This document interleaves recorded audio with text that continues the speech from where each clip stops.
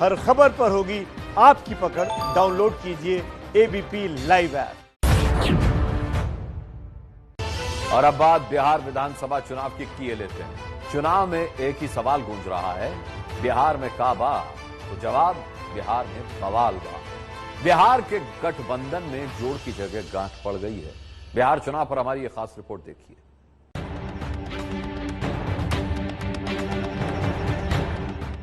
बिहार की चुनावी तस्वीर पल पल बदल रही है।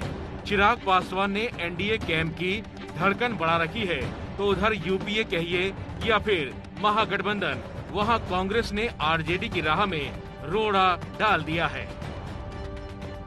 कांग्रेस को आरजेडी के मृत्युंजय तिवारी ने 58 सीटों का ऑफर दे रखा है, लेकिन कांग्रेस 70 से लेकर 80 सीटों की डिमांड कर रही है।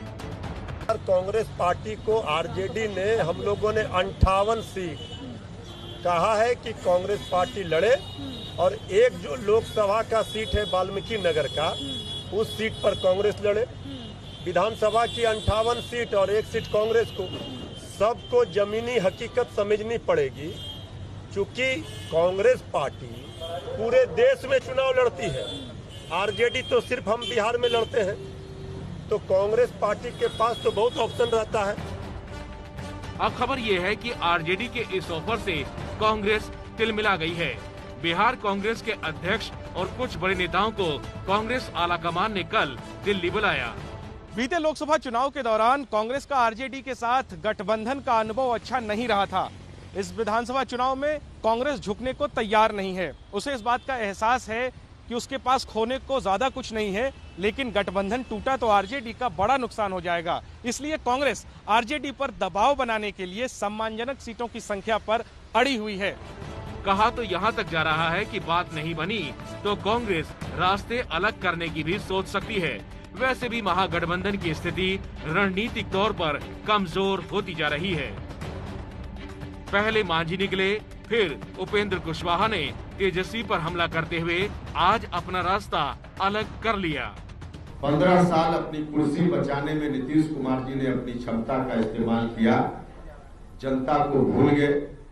आज की तारीख में जरूरत इस बात की है कि दोनों गठबंधन से अलग बिहार की जनता आज नया विकल्प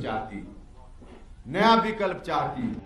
यूपीए यानी महागठबंधन में भारी नाराजगी है, तो उधर एनडीए की नाक में चिराग पासवान ने दम कर रखा है। चिराग पासवान की कल रात दिल्ली में बीजेपी के अध्यक्ष जेपी नड्डा से मुलाकात हुई। कहा जा रहा है कि इस मीटिंग में चिराग ने 27 सीटों की लिस्ट दी है, लेकिन बीजेपी इस पर राजी नहीं दिख रही।